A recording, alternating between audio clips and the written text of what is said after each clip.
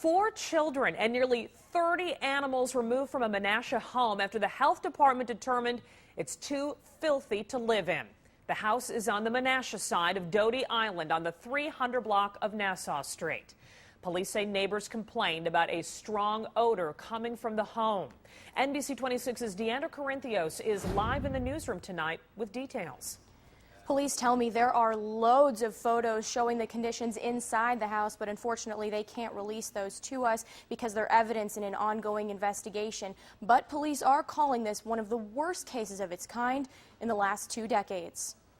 The strong smell of urine reaching all the way to the sidewalk, sometimes wafting into neighbors' homes, is what led police to investigate this house. CAROLYN ZOGLMAN lives right next door. It was strong, especially when it was a real hot day and breezy. But she had no idea how many animals were inside. They had a dog pen in the back, so I just was thinking it was the dog pen that hadn't been cleaned up very much. It turns out 6 dogs, 12 parakeets, 5 chickens, 3 rabbits, and 2 pigeons were inside. The dogs with urine skulls on their underside and their paws.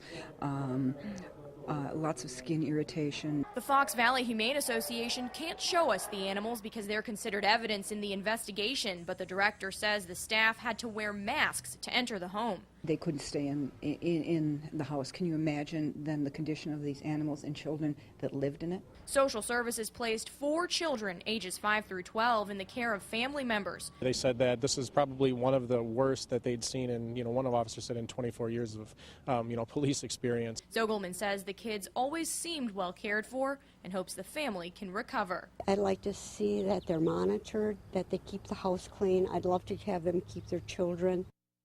Father of the children, has not yet been charged, but he is facing charges of child neglect and mistreating animals. Now, police say neighbors filed a similar complaint in 2008, but the time period authorities had to check on the house had expired, so they rely on neighbors for this kind of information. Reporting live in the Green Bay newsroom, Deandra Corinthios, NBC 26. Thanks, Deandra.